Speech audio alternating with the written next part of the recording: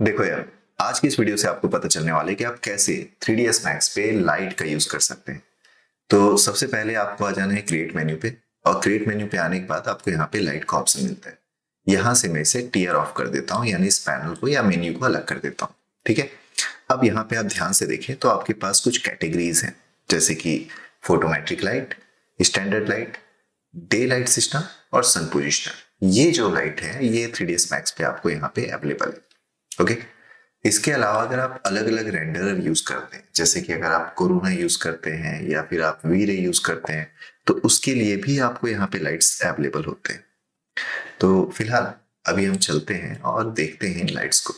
तो अगर हम फोटोमेट्रिक लाइट की बात करें तो यहाँ पे आपको टारगेट लाइट मिलता है और फ्री लाइट मिलता है।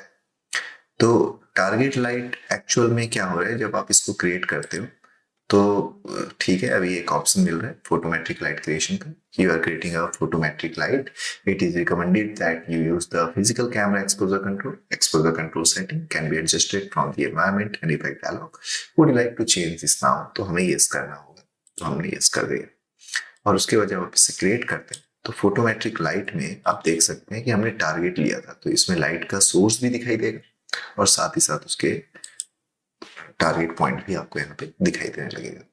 उसमें ही अगर हम फ्री लाइट लें तो इसमें आपको केवल लाइट का सोर्स मिलने वाला है, इसका कोई टारगेट पॉइंट नहीं मिलने वाला है। ओके। इसके बाद अगर हम स्टैंडर्ड लाइट की बात करें तो इसे मैं यहाँ से टियर ऑफ करता हूँ।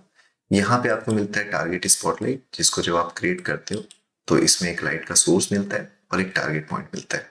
वहीं अगर फ्री स्पॉट की बात करें तो इसमें केवल आपको लाइट का सोर्स मिलता है। इसे रोटेट करके दिखाता हूँ, तो आपको केवल लाइट का सोर्स मिल रहा है और कोई टारगेट पॉइंट इस पे आपको नहीं मिलता।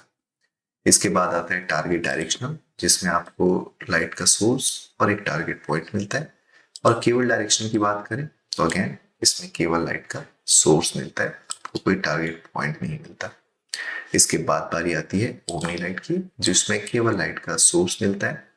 और फिर आता है स्काईलाइट, इसमें भी केवल लाइट का सोर्स मिलता है, कोई टारगेट पॉइंट नहीं मिलता। तो ये सारे लाइट्स हमने अभी देखे स्टैंडर्ड लाइट के अंदर। इसके बाद है day light system. Day light system के लिए भी एक आपको एक मैसेज दे रहे हैं, तो हमें इसको यस कर देना है। और अगर मैं अभी यहाँ पे क्रिएट करूँ इसको, तो इसमें आप देखेंगे पहले आपको एक कंपास मिलता है और उसके बाद एक लाइट का सोर्स मिलता है। तो इस तरीके से आप सनलाइट क्रिएट कर सकते हैं डे लाइट सिस्टम में। और उसके बाद आता है सन पोजिशनर। इसमें भी अगर आपको कंपास मिलता है और एक लाइट का सोर्स मिलता है। तो ये सारे लाइट के ऑप्शन है यहाँ पे जो अवेलेबल है क्रिएट मेन्यू के अंदर। ओके। तो क्रिएट मेन्यू लाइट के अंदर में ही ये सारे ऑप्शन थे। तो पहला प्रोसेस तो आपका यही रहेगा, अभी आपको ज़्यादा उसमें दिमाग लगाना नहीं है, ज़्यादा सोचना नहीं है, आपको सिंपली पहले लाइट्स को क्रिएट करके देखना है। जब आप लाइट क्रिएट करना सीख जाते हैं, इसके बाद बारी आती है लाइट को मॉडिफाई करने की। पर आज की इस वीडियो में आप एक ध्यान दें कि आपने अभी लाइट के बारे में जाना कि ओके 3ds Max पे ये सारे लाइट्स यहाँ पे अवेलेबल है और ये कितने टाइप्स के लाइट हमें प्रोवाइड कर रहे हैं। अब आगे के वीडियो में हम बात करेंगे लाइट्स के पैरामीटर्स की। तो सारे लाइट्स के कई सारे अलग अलग पैरामीटर्स हैं, प्रॉपर्टीज हैं, उसको हम सेट करना सीखेंगे ताकि आपका जो वर्क है वो बहुत अच्छा हो सके, फोटो रियलिस्टिक हो सके। और उसके लिए लाइट की स्टडी करनी बहुत ज़रूरी है। तो हम इसको बहुत डिटेल में देखने वाले हैं।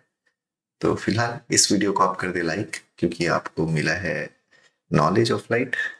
और मैं आपको मिलता हूँ नए वीडियो के साथ, तब तक के लिए लेते रहें वीएफएक्स वाला ज्ञान। धन्यवाद।